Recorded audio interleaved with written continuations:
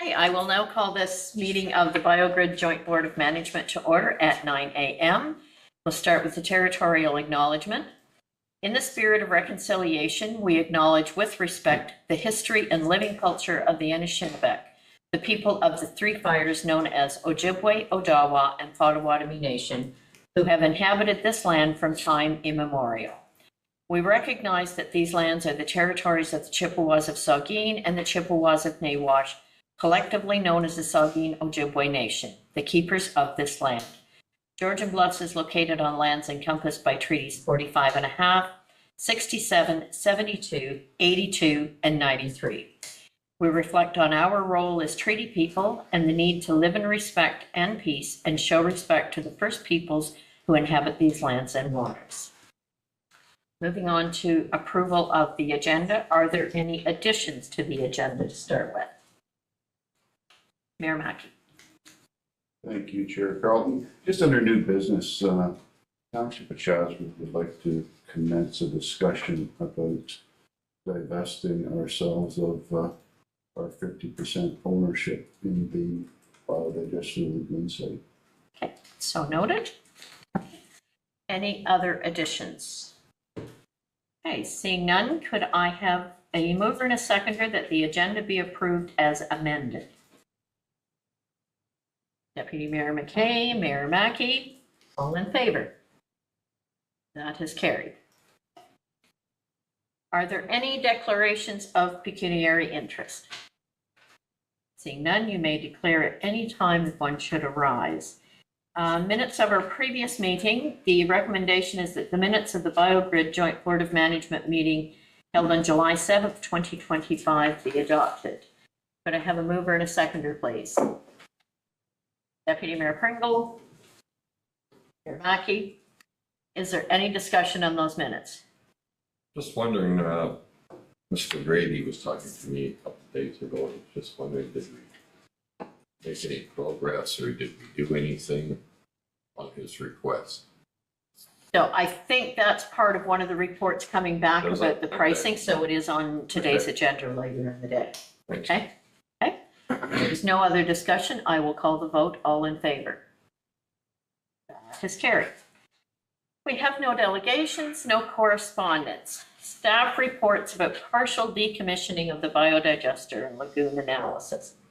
So the recommendation is that the BioGRID Joint Board of Management receive report CAO 2025-030, partial decommissioning of the biodigester and lagoon analysis for information, and that the BioGRID Joint Board of Management authorizes an upset limit of $511,000 to complete the partial decommissioning plan as required within the formally supported option 3, and that staff be directed to work with GHD to complete all aspects of the partial decommissioning of the site, including completion of a detailed partial decommissioning plan, and that staff are further directed to undertake a condition assessment and clean out of the anaerobic digester tank, digestate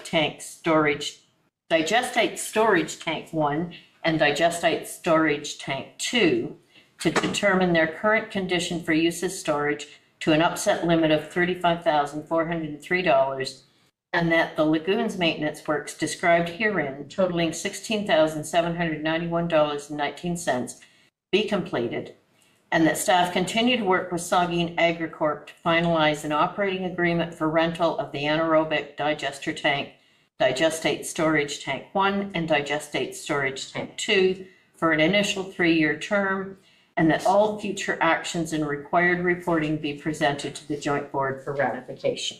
Could I have a mover and a seconder, please? Deputy Mayor McKay, Deputy Mayor Pringle. And I will turn to staff. Thank you, Mayor Carlton. Good morning, everybody. I haven't fully made it through my coffee this morning, so bear with me.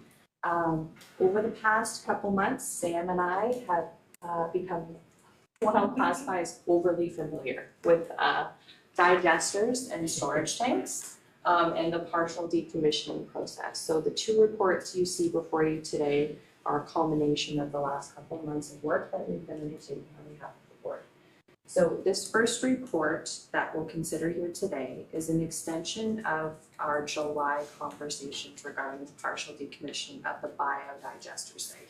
So as a reminder, when we consider decommissioning or partial decommissioning, we're only speaking of the biodigester, we're not speaking of the lagoons. In both scenarios, being full decommissioning or partial decommissioning, the lagoons remain an active asset for the board to use. So following our last meeting, the board sent us away with some direction to investigate the value and condition of these 3 storage tanks that remain on site. And those are reflected in the motion that Mayor Carlton just read. So currently, the site is home to 3 large storage tanks. All are not active at the moment. They were partially or fully mothballed in 2021, 2022 when we undertook that last kind of wave of mothballing at the facility.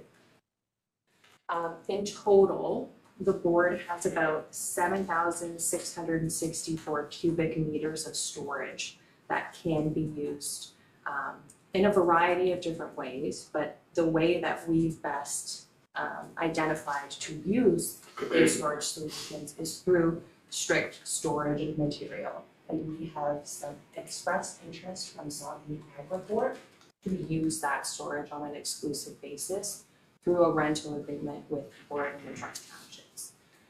Now, we're still working through those discussions because in the absence of commencing a full condition assessment, we're not sure the status of the tanks or the state that they are currently in following that mothball procedure.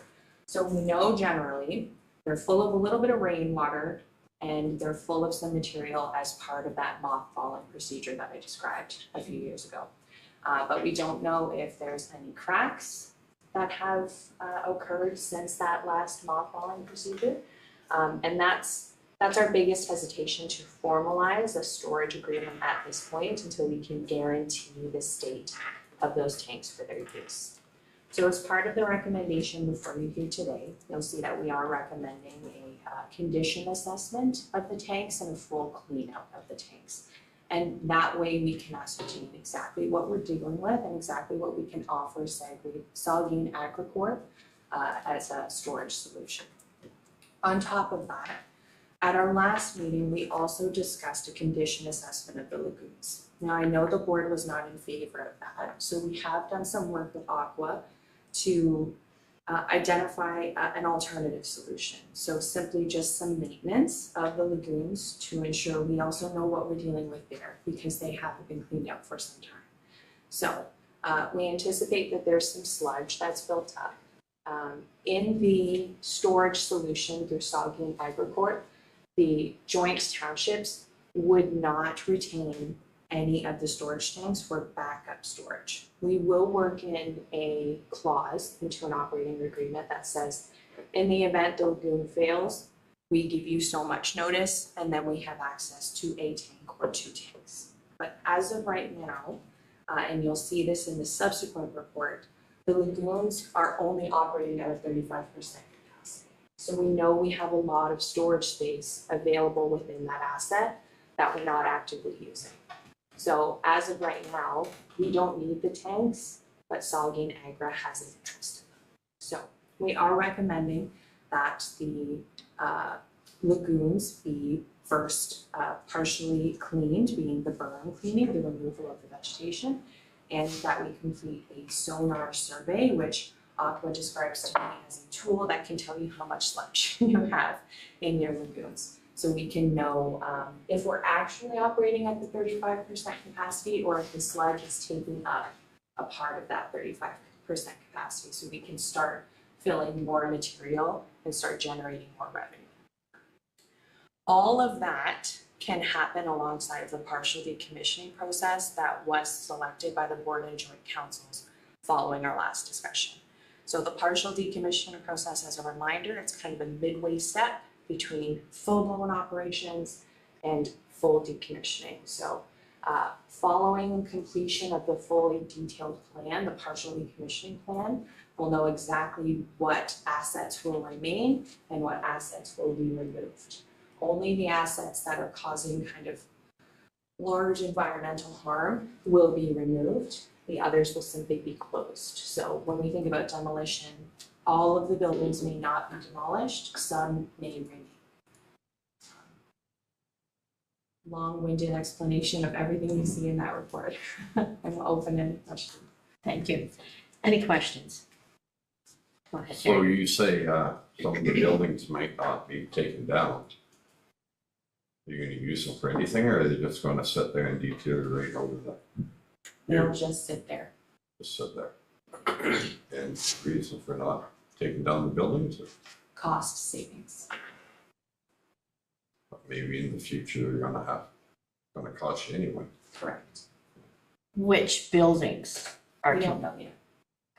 So I did link the the decommissioning plan in my report.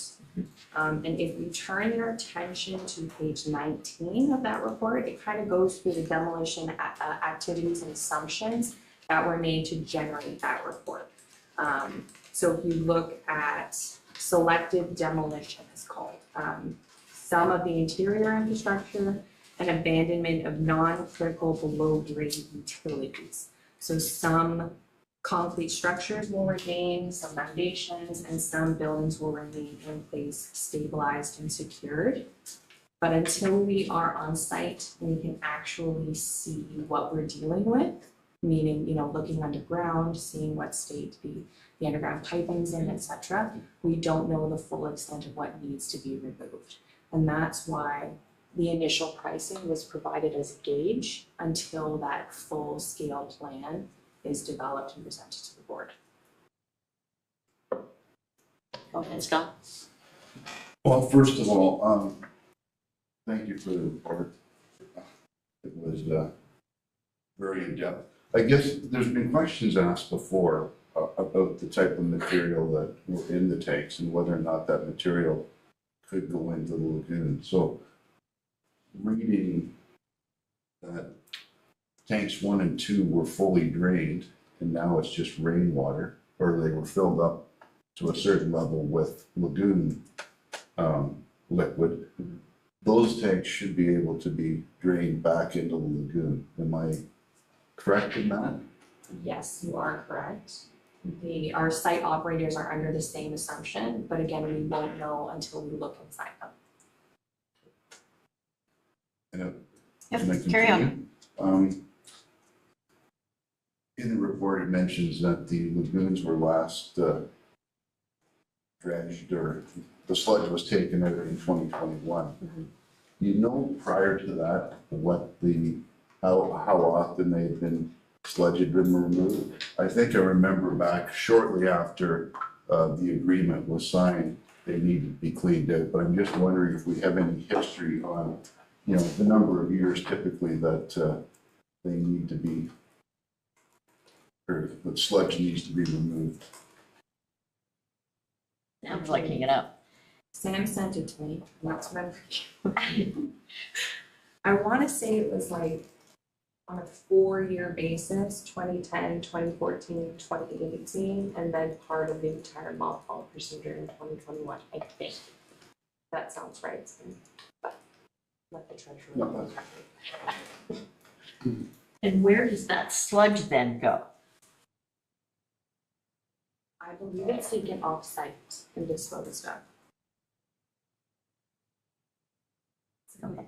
Through you, we did do more routine, small removals of it. Would have, there was a period for about 6 years where we took a little bit of each year for cost saving purposes. But looking before that 6-year period, it was on the 4-year rotation. And just the sludge in general. And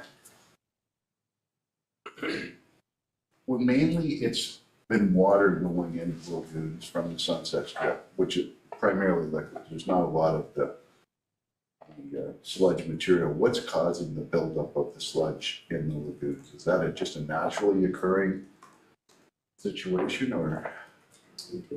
I think I'll take an initial stab.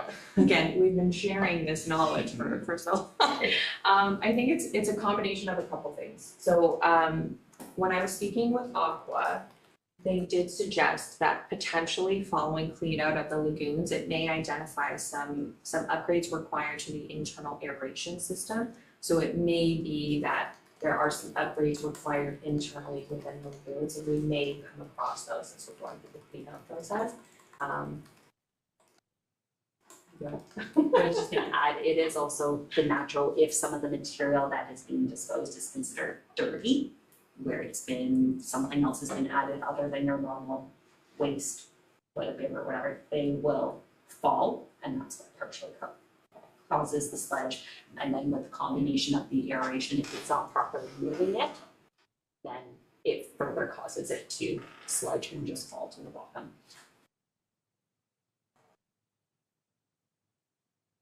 Any further questions? Go ahead. I don't think I have any questions. I think we're at a point where, you know, I'm certainly appreciative of this report, and I agree that we need to really find out where we're at. And moving along with the recommendations will get us to that point. So I have a couple of questions. Do we know what the proposed use going forward of those tanks is going to be? Like what's going to be put in them? And how is that material going into them? Are they going right down the hill to those tanks, or how would they be filling those tanks? And I guess I'm thinking, if there's heavy truck usage, is there damage to the site that we need to be aware of writing into that agreement? So first, as far as the material is considered, part of the work that you'll enact here today through this motion is reevaluating the current certificate of approvals through the ministry. So that document was last approved or last generated in 2010 when the biodigester was built. So in shifting the use of the site, it is likely that that certificate of approval will also require some amending. So that may open up alternatives for material use, but as of right now, they're only strictly used for the material that the site was created to facilitate. Soggy and Agra knows that, and essentially they're just looking for an avenue of storage, mainly throughout the winter months, but all year round. Simply because they don't have enough space to put it. They don't have enough farm fields to spread upon, so they have to start phasing in, I guess, spreading. So they will literally strictly just be storage of materials. To access the tanks, it is kind of our only option at the moment to have them drive down to the tanks. If the agreement moves beyond a 3-year initial term, we may have to look at alternatives for dumping, because I know that the hill becomes a challenge in the winter months. So we've had high-level conversations with Soggy and Agra to date, but I know that they've already expressed that there's a challenge in the winter months with that hill. So are they looking at liquid manure storage then? Yes. Okay. How do they combat the odor when that's above ground? It is right. Because I could see that becoming an issue with some of the neighbors, is even when they're spreading that on the fields and going in the ground, it stinks to high heaven. For sure. So I think we would need to address that, is how are we going to make sure that doesn't happen? Okay.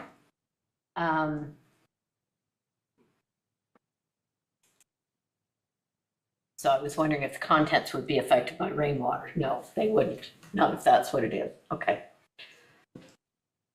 If we were reaching capacity on the 2 lagoons that are there, what's the possibilities of adding another lagoon?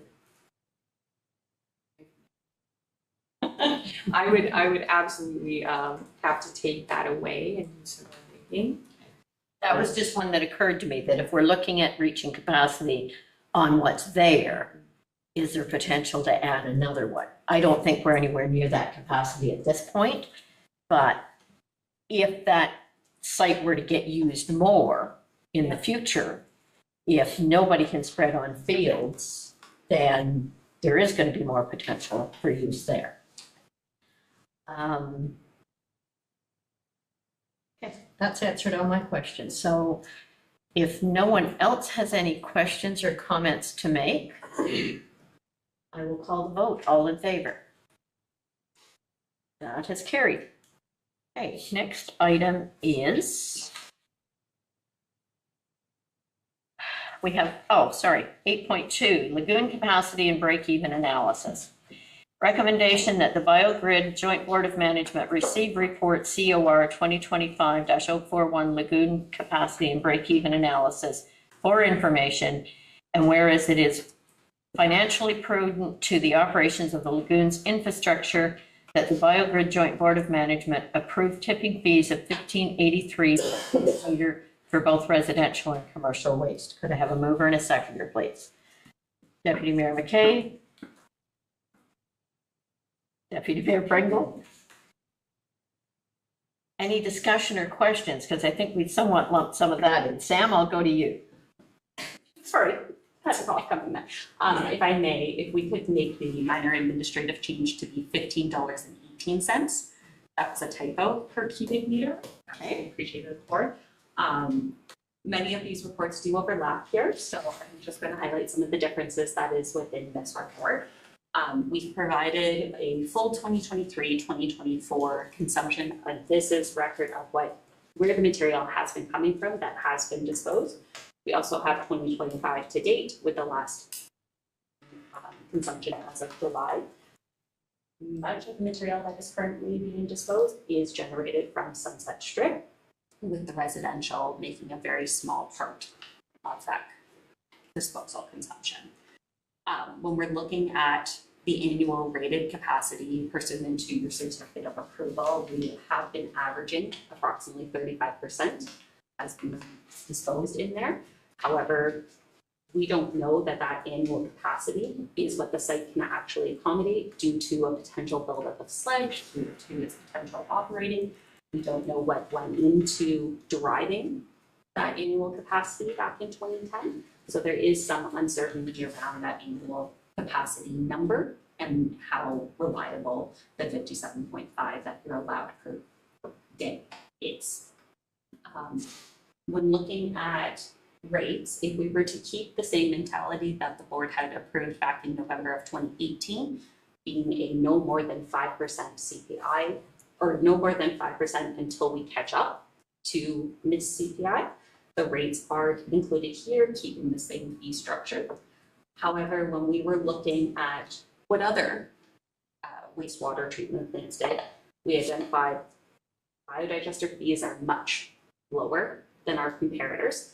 So we switched our methodology a bit and started doing a break-even analysis on lagoon operations only. So there is some estimation and assumption in here.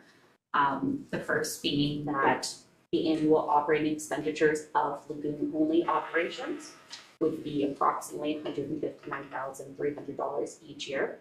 That's just expenses. So this analysis did not take into account any other sources of revenue, such as bank interest, or if you do move forward with storage, rentals, a lease rental revenue there. This is strictly just the expenses that we anticipate for the lagoon operations. We did it on a couple scenarios, being at your current disposal rate, being the 35% that we anticipate we have been getting. That gives us a $21.69 per cubic for disposal rate. If you were to get to 100% capacity, which we don't know is attainable at this time, that would drop it down to $7.59 per meter cubic. A 50% rated capacity when we're not taking into account any subsidies, so this would be the same rate for all residential, all commercial. We went back to the agreements. Agreements don't speak to any operating constraints that the board has in regards to its fee structure with the Sunset Strip. This is the option that staff are proposing. It still would require sourcing some additional materials, which staff can take away to see if that's viable to do. That results in the $15.18 per cubic meter. And then if we were to try and take into account the subsidy, if the board wished to maintain that reduced rate for Sunset Strip commercial, it would be $22.55. So when looking at this, we were also trying to address Hometown Septic's request to see if the proposed number they had being $150 per load, which we had to do some math, which is all good. But determining, because he was looking at a load base opposed to a cubic meter disposal rate. So we had to try to determine what range that load base may be, because the load may not be full every time. Staff do recommend that if you are setting in a rate, you maintain it at the per meter cube for consistency purposes and don't mix up a load rate versus a meter cubed rate. I'm happy if you have any questions. Questions? Go ahead, Scott. Thank you very much, Samantha. There was a lot of numbers there. We talk about digestion. I was having a hard time digesting some of them. Apologies. When I averaged the tipping fees from other municipalities, it comes out to 29. So I guess I'm looking at,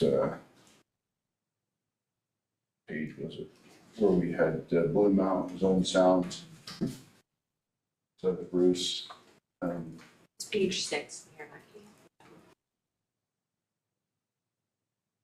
thank you. That works out, I think $29.71 is the average. I guess my question, throughout the report, it talks about the historic subsidy that is being provided to the Sunset Strip. Do we know, based on their historic usage, what an accurate tipping fee for the Sunset Strip would be if the subsidy was removed, so that the rest of the residential and the taxpayers of the two municipalities weren't subsidizing the Sunset Strip? I guess that was the first part of the question, what that, break even point. So it's a user pay system. I mean, I think we want to get to a user pay system at some point so that it's not being subsidized, but we know what that rate would be. Sorry, through the chair. I believe if I'm understanding the question right, it is the $15.15 if we don't apply the subsidy at all, or are you looking for the current disposal and no subsidy? I'm looking at current with no subsidy. If the Sunset Strip was not to receive a subsidy, what would that tipping fee be for them? So through the chair, that is the analysis, that is the 35% of rated capacity disposed, the $21.69. If we didn't increase any consumption, it would be consistent for all users. It's $21 is what the actual rate should be if there was no subsidy, compared to the current rate they're paying. And there was different numbers based on the total. Now, what is the average that they're paying now, I guess? So for a larger disposal, recognizing some of the businesses that are there is a restaurant there. Yeah. They do have larger disposals, but they're always going over that 2,000 gallons. They pay on average a year, just bear with me.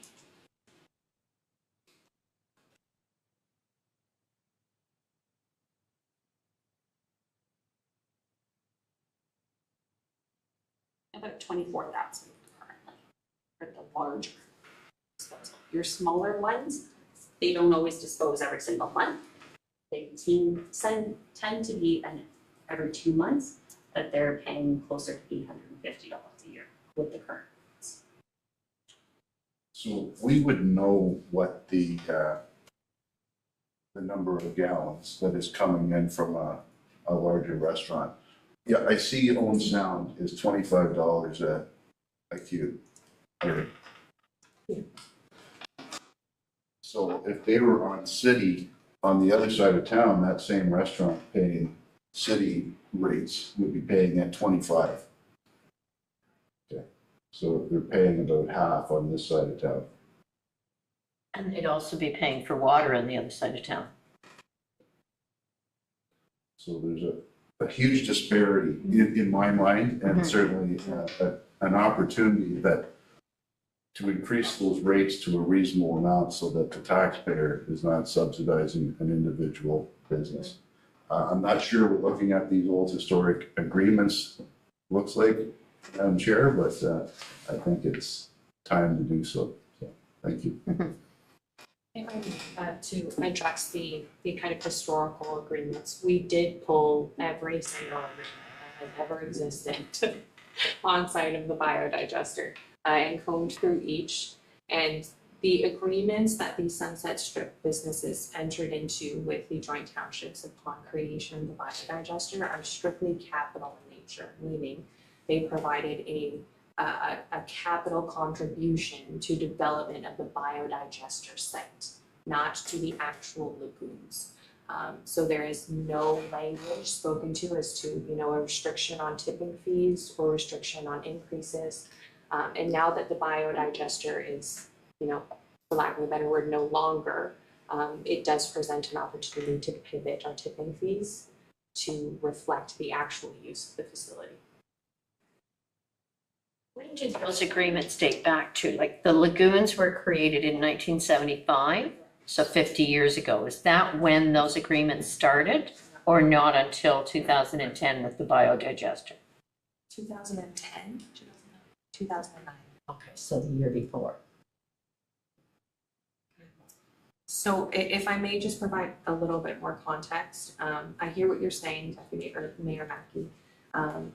In order for it to be a strictly revenue neutral facility, we would have to increase the tipping fees to $21 basically across the board.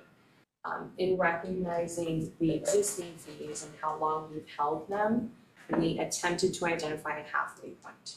So yes, at $15.18 per cubic meter, we won't reach revenue neutrality, but it will give us a path to eventually get there with minor adjustments throughout. So $15.18 per cubic meter won't be your last tipping fee increase in order for the facility to be revenue neutral, but it does mark at least a 6% increase over what you're currently charging your commercial base, which is your largest contributors to the facility. Okay. Thank you, Brittany. Do we know, or could we create a table that would get us to that $21 with CPI, yearly CPI adjustments in there? Like, do we have any idea what length of time we would want to consider getting ourselves to that point? Because I'm struggling with everybody else subsidizing 2 or 3 businesses, especially from the Township of Chatsworth standpoint. Go ahead. Through you, it depends on how aggressive or not aggressive the board wish to be. We can make it accomplishable in the 5. I don't have what that annual amount would be, but we're already doing that with the direction from 2018, whereby in 2027, we would be caught up, recognizing we also had a couple of years where CPI was much higher than anyone would have ever anticipated that we would have been caught up now if we hadn't had that additional boom of CPI. So we definitely can do that. If the board wanted guidelines and have this accomplished in a 5-year period as much as possible, we can take that away and see what that annual number maybe needs to be. Also estimating what future CPI may need, taking that into account to make sure we don't revert back to where we had been in 2018, where we missed years of CPI increases. We can take that away and figure out a reasonable number to get us up to the 21. Thank you. So I think if my understanding was correct, the average septic tank is about between 4 point something and 6 point something. So let's say an average of 5 cubes. Is that right? Cubic meters. So at $21 at 5, it would be $100 tipping fee for the average residential property. Is that Plus accurate? trucking. Plus Yeah, plus trucking. Trucking, is that correct? Mr. Grady was offering the board, was it $10 a cube? So that would be a 50% discount from what the actual should be. Just to make sure that my numbers are accurate. Go ahead. Thank you, Mayor Carlton, and through you. Another reason we had presented the $15.18 per cubic meter was to assist the board in identifying just frankly new business at the site. Now that the site is being used in a different way, is there an opportunity to generate more use of the site from different operators? So we did view the $15 as hopefully some type of an incentive to have additional operators bring materials to the site to fill that discrepancy between the 35 and 50% capacity usage. So I guess to put it plainly, our goal is to hit at least 50% use of that capacity in order to make it revenue neutral and, provide an incentive for people to use it, meaning, everyone beyond those septic services. So we did present the $15 as kind of a kicking off point to see if we could get new operators to the site to fill that variance.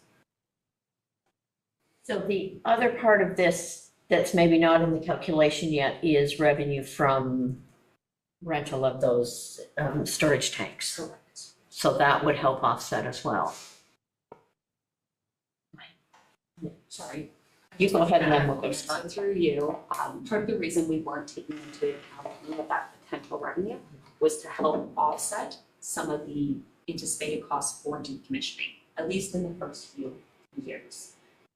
As Brittany mentioned, we also don't know why people aren't coming to Biodigester with our reduced fees opposed to going to Own Sound. So we need to investigate that a bit more to see why are those other operators choosing different locations. Is it site accessibility? Is it convenience?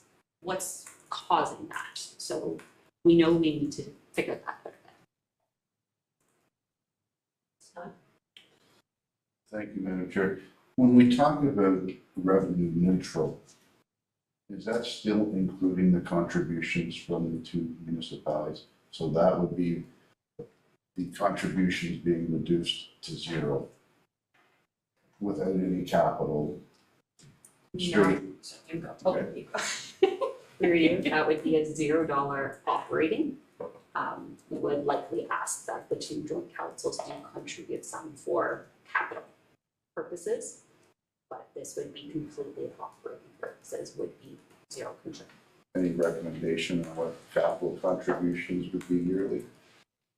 Through you, it depends on what we find from the tanks, what they look like, what we find for the from the general repairs that we're looking to do for the lagoons to determine what a reasonable amount would be. Did you have a comment, Brittany? Oh, Okay. Any further questions? Grant, go ahead.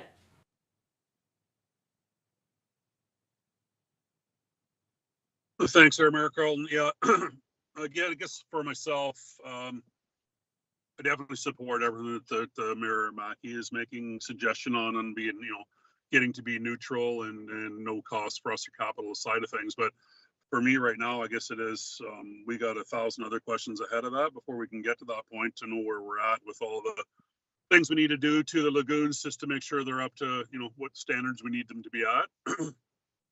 Again, at $15, yeah, we are definitely way low on that side of it when you looked at the numbers from the rest of them. So I do believe there is opportunity to take some there too. But the other side of that is we got 5 or 6 other things that need to come into play and be in place before we can get, I think, that far down the road on it. So my curiosity really right now lies on what's going to come back from these studies that need to be done to see what shape they're actually in. So just providing a comment. Thank you. If there's no other discussion, then I will call the vote on that with that minor amendment to the price at $15.18. All in favor? Opposed? Are you opposed or in favor? In favor. Mayor Mackey?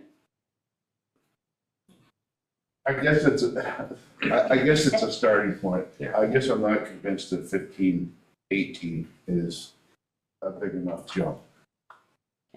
I'm really struggling with subsidizing individual businesses, as you can tell, Madam Chair. So, but anyways, If I can just try to assuage some nervousness, we'd be happy to provide an update within a year's time to see if we were successful in generating additional use of the facility.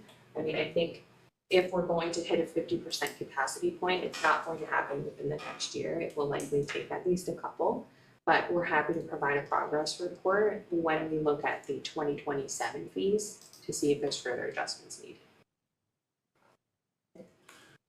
I appreciate that. My only concern is the more material we bring in, how much does that raise our operating costs? You know, when you talk about sludge and sludge removal, you know, we kind of know what every 4 years we need to remove now with material that is primarily water. If we start bringing in a lot more material, and based on the type of material, what's that going to do to our operating costs? So we just need to make sure we're factoring that into the overall assumption. So thank you.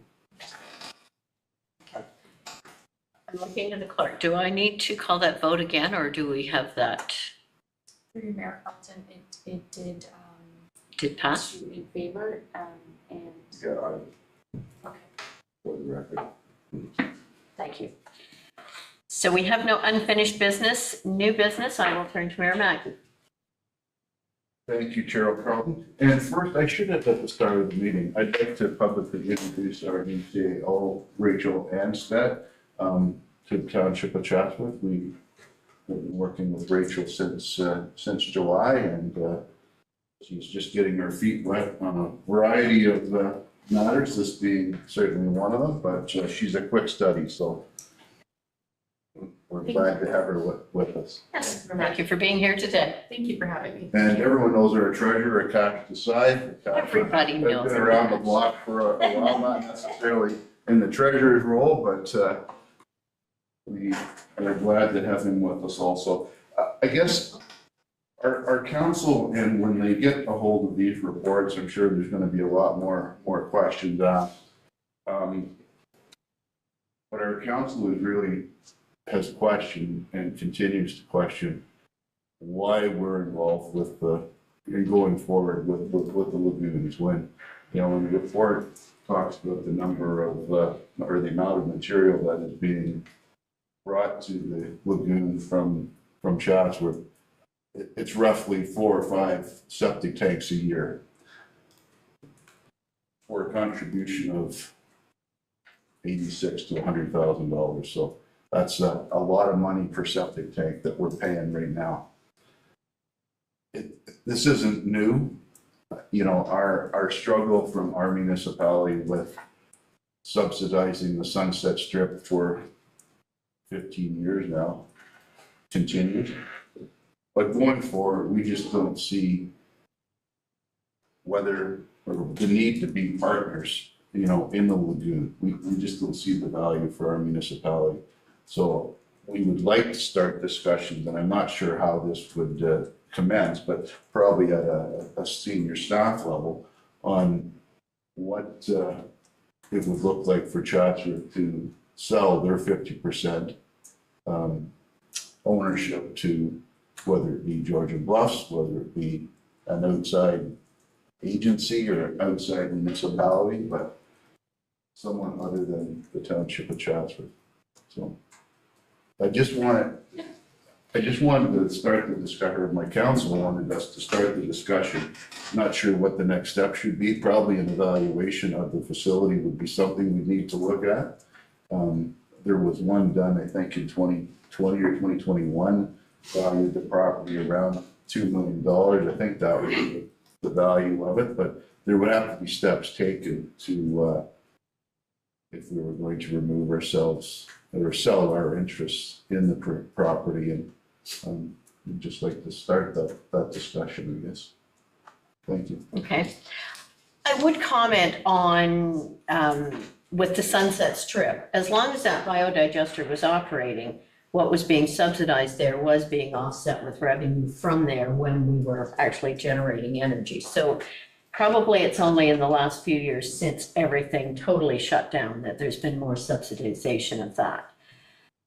I would agree with looking to staff to give both councils an idea of what Chatsworth stepping out of the agreement would look like, what that means for Georgian Bluffs, and perhaps what we can do is just give a direction to staff to start that process with information and come back to Biodigester Board or come back to both joint councils together and kind of questioning there.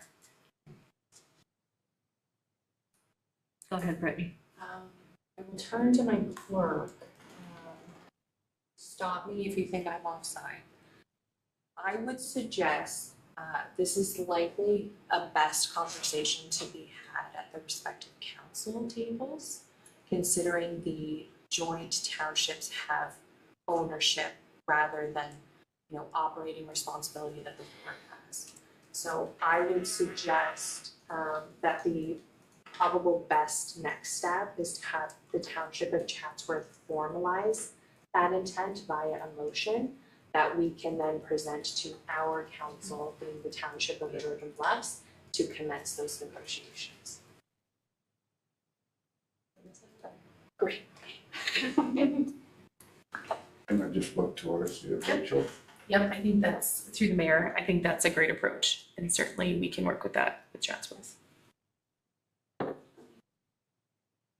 So do we need a motion here, or we just leave that for Chatsworth Council to put together that motion and bring back to us? Okay. Sorry, I interrupted. Scott, go ahead. No, and, the information that we received today, I think that's a great starting point. And we certainly, want to make sure, our commitment, there's a commitment that we make sure that, the work that gets done. We're not, we're just wanting to, looking up the road, we want to, look at, and there'll be some horse trading that has to take place on, what that amount would be. And that's where evaluation of the facility would be important so that, both partners can feel that, no one's being taken advantage of. That's important, I think, to all of us. So, yeah, we will certainly get a motion at our point, whether or not, I think we had planned on having another joint council meeting. Had we not planned on having another joint council meeting, kind of with these recommendations going forward, but providing them to both councils? Am I correct in that, or were we just going back individually? Thank you, Mayor Carlton, and through you. Following the last discussions, the staff team was under the impression that we were simply reporting back to the joint board of management rather than the respective joint councils. I know I'm not the first CAO to tell you this, but the joint councils, Yeah. they don't really have any authority. They can simply just receive information and talk about information, but there's a lack of action that can be taken around that table. So the way that the agreement has been structured, this joint operating agreement, is the board kind of makes the operating decisions and transfers them back to their respective councils for discussion. Especially in a negotiation type scenario, I would suggest we refrain from a joint council meeting simply because there's competing interests at the same table. I'm sure. Would it be premature to give direction for staff to do an appraisal on the facility?